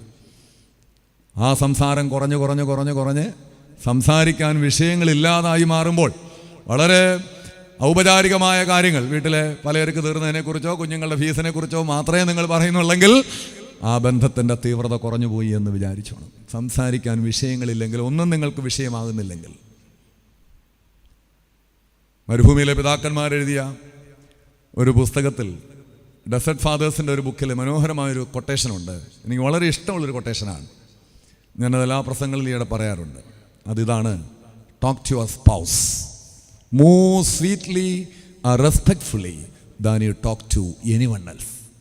Talk to your spouse more sweetly or respectfully than you talk to anyone else. ആരോട് സംസാരിക്കുന്നതിനേക്കാളും സ്വീറ്റായിട്ട് സംസാരിക്കേണ്ടത് ആരോടാണ്? പങ്കാളിയോടാണ്. പക്ഷെ നമ്മൾ ആലോചിച്ച് നോക്കുക, ഏറ്റവും മോശമായിട്ട് നമ്മൾ സംസാരിക്കുന്ന ആരോടാണ്? ഏറ്റവും റൂഡായി, മോശമായി. ഫോൺ ചെയ്യുമ്പോഴേക്കും അറിയാം, സെക്കൻഡുകൾ കൊണ്ട് ആ ഫോൺ കട്ടാകുമെങ്കിൽ അതിൻ്റെ ഒരർത്ഥമേ ഉള്ളൂ, അത് വിളിച്ചത് ഭാര്യയായിരിക്കും. ബാക്കി എല്ലാവരോടും സ്വീറ്റാണ്. ഏറ്റവും നമ്മൾ ചേർത്ത് പിടിക്കേണ്ടത് ആരെയാണ്? ഏറ്റവും അധികം നമ്മൾ സ്നേഹത്തോടെ കൂടെ നിർത്തേണ്ടത് സ്വന്തം ജീവിത പങ്കാളിയാണ്. കാരണം ഈ സ്നേഹം കണ്ടാണ് കുഞ്ഞുങ്ങൾ വളരേണ്ടത്. കുഞ്ഞുങ്ങളെ സ്നേഹിക്കുന്ന മാതാപിതാക്കൾ ചെയ്യേണ്ട ഏറ്റവും നല്ലൊരു കാര്യം പങ്കാളികൾ പരസ്പരം സ്നേഹിക്കുകയാണ്. ഭർത്താവിനെ സ്നേഹിക്കുന്ന ഒരു ഭാര്യ കുഞ്ഞുങ്ങൾക്ക് നല്ല മാതൃക കൊടുക്കുകയാണ്. അതായത് കുഞ്ഞുങ്ങളെ നമ്മൾ സ്നേഹിക്കുന്നെങ്കിൽ അത് ചെയ്യേണ്ടത് അവരുടെ അപ്പനെ സ്നേഹിക്കണം, അവരുടെ അമ്മയെ സ്നേഹിക്കണം. ആ സ്നേഹം കണ്ട് കുഞ്ഞുങ്ങൾ വളരണം. സ്നേഹമുള്ള ഒരു അന്തരീക്ഷത്തിൽ കുഞ്ഞുങ്ങൾ വളരാൻ അനുവദിക്കുക. അത്രയും ചെയ്താൽ മതി. സ്നേഹമുള്ള ഒരു അന്തരീക്ഷത്തിൽ. എൻ്റെ ഒരു 10-27 വർഷത്തെ ശുശ്രൂഷയിൽ ഞാനിങ്ങനെ നിരീക്ഷിച്ച് കണ്ടുപിടിച്ചൊരു കാര്യമുണ്ട്. സ്നേഹമുള്ള അന്തരീക്ഷങ്ങളിൽ വളരുന്ന കുഞ്ഞുങ്ങൾ മിടുക്കരായി വരും. നല്ല കോൺഫിഡൻ്റ് ആവും. അവർ നന്നായി പഠിക്കും, നല്ല ബുദ്ധിയുള്ളവരാണ്, ഇൻ്റലിജൻ്റ് ആവും ആ കുഞ്ഞുങ്ങൾ. അതേസമയം എപ്പോഴും വഴക്കും പഴിചാരലും തെറിപറച്ചിലും കുറ്റപ്പെടുത്തലും അരക്ഷിതാവസ്ഥയിൽ വളരുന്ന കുഞ്ഞുങ്ങളൊക്കെ വളരെ ഇൻഫീരിയർ ആയിരിക്കും. അവർ ഭയങ്കര കോംപ്ലക്സ് ഉള്ള കുഞ്ഞുങ്ങളായി മാറും. ഈ കുഞ്ഞുങ്ങളെ സ്നേഹിക്കുന്നെങ്കിൽ സ്നേഹമുള്ള ഒരു അന്തരീക്ഷത്തിൽ, അഭിപ്രായ വ്യത്യാസങ്ങളൊന്നുമില്ല എന്നൊന്നും അല്ല ഇതിൻ്റെ അർത്ഥം, അതൊക്കെ ഉണ്ടാകാം. പക്ഷേ കുഞ്ഞുങ്ങളുടെ മുമ്പിൽ സ്നേഹമുള്ള അപ്പനെയും അമ്മയും അവർ കണ്ടു വളർന്നാൽ ഈ കുഞ്ഞുങ്ങൾ മിടുക്കരാകും. അതുകൊണ്ടാണ് കർത്താവ് പറഞ്ഞത്, വിവാഹമോചനം ദൈവം ഒരിക്കലും ആഗ്രഹിച്ചിട്ടില്ലെന്ന്. മോശ പറഞ്ഞൊരു പ്രത്യേക സാഹചര്യത്തിൽ നിങ്ങൾക്ക് ഉപേക്ഷണ പത്രം കൊടുത്തൊക്കെ പിരിച്ചുവിടാൻ. പക്ഷെ മോശ പല കാര്യങ്ങൾക്കും കർക്കശം പറഞ്ഞെങ്കിലും വിവാഹമോചനത്തിൻ്റെ കാര്യത്തിൽ ഒരു ഇളവ് കൊടുത്തു. എന്നാൽ യേശുക്രിസ്തു ബാക്കി പല കാര്യങ്ങളിൽ ഇളവ് കൊടുത്തെങ്കിലും വിവാഹമോചനത്തിൻ്റെ കാര്യത്തിൽ ഇളവ് കൊടുത്തില്ല. മോശ ഒരു പ്രത്യേക സാഹചര്യത്തിൽ അങ്ങനെ പറഞ്ഞു എന്നേ ഉള്ളൂ. ആദിയിൽ അങ്ങനെ അല്ല, ദൈവം അങ്ങനെ ഉദ്ദേശിച്ചില്ല. കാരണം എന്താണ്? വിവാഹമോചനം സംഭവിച്ചാൽ അവിടെ നിന്ദിക്കപ്പെടുന്നത് ആരാണ്? കുട്ടികളാണ്, അനാഥരാകപ്പെടുന്നത്. ഭാര്യയ്ക്ക് ചിലപ്പോൾ വേറൊരു പുരുഷനെ കിട്ടും, പുരുഷന് വേറൊരു സ്ത്രീയെ കിട്ടും. ഈ കുഞ്ഞുങ്ങൾക്കൊരു അപ്പനെ അമ്മയെ കിട്ടില്ല. കുഞ്ഞുങ്ങളെ നിന്ദിക്കരുത്. അവർ സ്നേഹം കിട്ടി വളരണം, സ്നേഹം കണ്ടു വളരണം, ആത്മവിശ്വാസമുള്ളവരായി വളരണം, കോൺഫിഡൻസ് ഉള്ള കുഞ്ഞുങ്ങളായി വളരണം. അതുകൊണ്ടാണ് ഒരു ഭാര്യയും ഭർത്താവും ആദ്യ രാത്രിയിൽ ഇങ്ങനെ പ്രാർത്ഥിച്ചു, oh lord grant us a life worth imitating for our children. കുട്ടികൾക്ക് അനുകരിക്കാൻ പറ്റിയ ഒരു ജീവിതം തരണം, കുട്ടികൾക്ക് കണ്ടുപഠിക്കാൻ പറ്റിയ ഒരു ജീവിതം, ഞങ്ങളെ കണ്ട സ്നേഹം എന്താണെന്ന് പഠിക്കാൻ ഈ കുഞ്ഞുങ്ങളെ സഹായിക്കണേ. അതാണ് പ്രാർത്ഥന. നമ്മളെ കണ്ട് സ്നേഹം പഠിക്കണം, നാട്ടുകാരെ കണ്ടിട്ടല്ല. സ്നേഹം എന്താണ്, കുടുംബജീവിതം എന്താണ്, ഭാര്യാഭർത്തൃ ബന്ധത്തിലെ ബഹുമാനം എന്താണ്, റെസ്പെക്റ്റ് എന്താണ്, സ്നേഹം എന്താണ്, കരുതൽ എന്താണ്, അത് അന്യരിൽ നിന്നല്ല പഠിക്കേണ്ടത്, നമ്മിൽ നിന്ന് നമ്മുടെ കുഞ്ഞുങ്ങൾ പഠിക്കട്ടെ. We should re-examine and we should nurture our love every morning on daily basis. We should re-examine, we should renew and nurture our love on daily basis. ദൈവം തൻ്റെ സ്നേഹത്തെ പ്രദർശിപ്പിച്ചതുപോലെ, പ്രകടിപ്പിച്ചതുപോലെ സ്നേഹം മനസ്സിൽ സൂക്ഷിക്കാനുള്ളതല്ല, വാക്കുകളിലൂടെ, സ്പർശനത്തിലൂടെ, തലോടലിലൂടെ, ചേർത്ത് പിടിക്കലിലൂടെ, നല്ല വാക്കുകളിലൂടെ, നല്ല ബന്ധങ്ങളിലൂടെ നമ്മുടെ സ്നേഹത്തെ ഇങ്ങനെ പ്രദർശിപ്പിക്കണം. ദൈവം നമ്മെ സ്നേഹിച്ചതുപോലെ ജീവൻ കൊടുത്തും സ്നേഹിക്കുന്നതാണ് സ്നേഹം. ഈ സ്നേഹം ഒരിക്കലും ഇല്ലാതായി മാറുന്നില്ല. ഞാൻ നിത്യസ്നേഹം കൊണ്ട് നിന്നെ സ്നേഹിച്ചിരിക്കുന്നു. I have loved you with an everlasting love. God's love is incomprehensible. God's love is demonstrating. ദൈവത്തിൻ്റെ സ്നേഹം നമ്മുടെ ബുദ്ധിക്കപ്പുറമാണ്. ദൈവത്തിൻ്റെ സ്നേഹം അത് പ്രദർശിപ്പിക്കുന്ന സ്നേഹമാണ്. നമ്മുടെ സ്നേഹാനുഭവങ്ങളെ ദൈവസ്നേഹത്തിൻ്റെ അടിസ്ഥാനത്തിൽ പുനഃപരിശോധിക്കാനും അതിനെ പുതുക്കാനും ദൈവത്തിൻ്റെ പരിശുദ്ധാത്മാവ് നമ്മെ സഹായിക്കട്ടെ എന്ന് പ്രാർത്ഥിച്ചുകൊണ്ട് എൻ്റെ വാക്കുകളെ ഉപസംഹരിക്കുന്നു. കണ്ണുകൾ അടയ്ക്കാം, പ്രാർത്ഥിക്കാം. കാരുണ്യവാനായ ദൈവമേ, വാഴ്ത്തപ്പെട്ട പിതാവേ, അനുഗ്രഹീതമായ ഈ സന്ധ്യയ്ക്കായി നന്ദിയോടെ സ്തോത്രം. കേട്ട വചനങ്ങൾക്കായി ഞങ്ങൾ അങ്ങയെ മഹത്വപ്പെടുത്തുന്നു. ഞാൻ നിത്യമായി നിന്നെ സ്നേഹിച്ചിരിക്കുന്നു. നിത്യസ്നേഹം കൊണ്ട് ഞാൻ നിന്നെ സ്നേഹിച്ചിരിക്കുന്നു. കർത്താവേ, അവിടുത്തെ സ്നേഹം എന്താണെന്ന് ഈ രാത്രിയിൽ ഞങ്ങൾക്ക് ബോധ്യം നൽകിയതിനാൽ നന്ദിയോടെ സ്തോത്രം. നിന്റെ പരിജ്ഞാനം ഞങ്ങൾക്ക് അത്യത്ഭുതമാണ്. അത് ഗ്രഹിച്ചുകൂടാതെ വണ്ണം ഉന്നതമാണ്. ഞങ്ങളിങ്ങനെ ചോദ്യങ്ങൾ ചോദിച്ചുകൊണ്ടിരിക്കുന്നു. എന്നാൽ നിന്റെ സ്നേഹം ഞങ്ങളെ ശുദ്ധീകരിക്കാനുള്ളതാണ്. നിന്റെ സ്നേഹം ഞങ്ങളെ സ്വർഗത്തിലെത്തിക്കാനുള്ളതാണ്. നിന്റെ സ്നേഹം ഞങ്ങളെ നിന്നോട് കൂടെ നടത്താനുള്ളതാണ്. ദൈവത്തിൻ്റെ ഇഷ്ടം ഞങ്ങളുടെ ശുദ്ധീകരണമാണ്. ഞങ്ങളുടെ ജീവിതത്തിൽ സംഭവിക്കുന്നതെല്ലാം ഞങ്ങളുടെ ശുദ്ധീകരണത്തിനാണെന്ന് തിരിച്ചറിയാനുള്ള വിനയവും അതിനുള്ള വിവേകവും ഞങ്ങൾക്ക് നൽകണമേ എന്ന് പ്രാർത്ഥിക്കുന്നു. ഞങ്ങളിപ്പോൾ ചോദ്യങ്ങൾ മാത്രം ചോദിക്കുന്നു. എന്നാൽ അന്ന് നിങ്ങൾ എന്നോടൊന്നും ചോദിക്കുകയില്ല. ഒന്നും ചോദിക്കാതെ എല്ലാം മനസ്സിലാവുന്ന ഒരു ദിനത്തിന് വേണ്ടി ഞങ്ങൾ വിനയപൂർവ്വം കാത്തിരിക്കുന്നു. ദൈവം തൻ്റെ സ്നേഹത്തെ പ്രദർശിപ്പിക്കുന്നു. ദൈവം തൻ്റെ സ്നേഹത്തെ പുതുക്കുന്നു. കർത്താവെ, ഞങ്ങളുടെ സ്നേഹത്തെ ഒന്ന് പുനഃപരിശോധിക്കുവാൻ, ഞങ്ങളുടെ സ്നേഹത്തെ ഒന്ന് പുതുക്കുവാൻ, ഞങ്ങളുടെ സ്നേഹത്തെ അനുദിനം നവീകരിക്കുവാൻ കർത്താവെ സഹായിക്കണമേ എന്ന് പ്രാർത്ഥിക്കുന്നു. ഞങ്ങളുടെ സ്നേഹം കണ്ട് ഞങ്ങളുടെ കുഞ്ഞുങ്ങൾ വളരാൻ, സ്നേഹത്തിൻ്റെ ഒരു അന്തരീക്ഷത്തിൽ കുഞ്ഞുങ്ങളെ രൂപപ്പെടുത്തുവാൻ കർത്താവ് സഹായിക്കണമേ എന്ന് പ്രാർത്ഥിക്കുന്നു. അവിടുന്ന് ഞങ്ങളെ സ്നേഹിച്ചതുപോലെ നിരുപാധികമായി അവിടുന്ന് ഞങ്ങൾക്ക് പ്രാണൻ പകത്ത് നൽകിയതുപോലെ പ്രാണൻ പകത്ത് കൊടുത്തും സ്നേഹിക്കുവാൻ കർത്താവെ സഹായിക്കണമേ. ഈ വചനം കേട്ട എല്ലാ മക്കളെ അനുഗ്രഹിക്കണം. ഈ ദേവാലയത്തിൽ ഇരുന്നു കൊണ്ടും ഓൺലൈൻ മാധ്യമങ്ങളിലൂടെ വിവിധ സ്ഥലങ്ങളിലും ഇരുന്നു കൊണ്ട് ഈ വചനം ശ്രവിച്ച എല്ലാ പ്രിയപ്പെട്ട ദൈവമക്കൾക്കായി സ്തോത്രം ചെയ്യുന്നു. എല്ലാവരെയും ദൈവം അനുഗ്രഹിക്കണമേ. പരിശുദ്ധാത്മാവിൻ്റെ 4 വരങ്ങളും കൃപകളും ധാരാളമായി ഞങ്ങൾക്ക് ഈ വർഷം ലഭിക്കണമേ. ഈ പുതുവർഷം ഈ ദൈവവചനത്തിൻ്റെ ബലത്തിൽ കർത്താവെ സമാധാനത്തോടും സന്തോഷത്തോടും, ജീവിതത്തിൻ്റെ ലക്ഷ്യം ആർജനമല്ല, ജീവിതമാണ്, സ്നേഹം അനുഭവിച്ചുള്ള ജീവിതമാണ്, സ്നേഹം കൊടുത്തുള്ള ജീവിതമാണെന്ന് തിരിച്ചറിയുവാൻ നീ ഞങ്ങളെ സഹായിക്കണമേ എന്ന് ഞങ്ങൾ പ്രാർത്ഥിക്കുന്നു. കർത്താവെ, എല്ലാ ലഭിച്ച കൃപയ്ക്കായി സ്തോത്രം. ഞങ്ങളുടെ ഇടയിൽ ഞങ്ങൾ പ്രത്യേക പ്രാർത്ഥനയിൽ ഓർക്കാൻ ആവശ്യപ്പെട്ട എല്ലാവർക്കായി പ്രാർത്ഥിക്കുന്നു. രോഗികൾക്കായി പ്രാർത്ഥിക്കുന്നു. വിവിധ തരത്തിലുള്ള ഭാരങ്ങളും പ്രയാസങ്ങളും അനുഭവിക്കുന്നവർക്കായി പ്രാർത്ഥിക്കുന്നു. സങ്കടങ്ങളിലൂടെ വേദനകളിലൂടെ കടന്നു പോകുന്ന മക്കൾക്കായി പ്രാർത്ഥിക്കുന്നു. എല്ലാവർക്കും എല്ലാ നന്മകളും അനുഗ്രഹങ്ങളും നൽകണമേ. സന്നിഹിതരായിരിക്കുന്ന എല്ലാ പ്രിയപ്പെട്ടവരെയും കാത്തുകൊള്ളണമേ. വന്ന അച്ഛന്മാർക്കായി അവരുടെ ശുശ്രൂഷകൾക്കായി പ്രാർത്ഥിക്കുന്നു. മനോഹരമായ പാട്ടുപാടിയ അച്ഛന്മാർക്ക് നേതൃത്വം നൽകിയ സഹോദരങ്ങൾക്കായി പ്രാർത്ഥിക്കുന്നു. ഇവിടെ ഇരുന്നു കൊണ്ട് വചനം കേട്ട എല്ലാ പ്രിയ ദൈവമക്കൾക്കായി പ്രാർത്ഥിക്കുന്നു. എല്ലാ നന്മകളാ നിറയ്ക്കണം. ഈ രാത്രിയിൽ നിന്റെ സാന്നിധ്യവും കൃപയും കൂടെ ഇരിക്കണം. എല്ലാവർക്കും ദൈവത്തിൻ്റെ അനുഗ്രഹങ്ങൾ ലഭിക്കണം. സമാധാനവും സന്തോഷവും ലഭിക്കണം. കുറവുകളെ പൊറുക്കണമേ. ഞങ്ങളെന്നാളും നിനക്കും നിന്റെ പിതാവിനും പരിശുദ്ധാത്മാവിനും സ്തുതിയും സ്തോത്രവും ആരാധനയും കരയറ്റുവാൻ തന്നെ.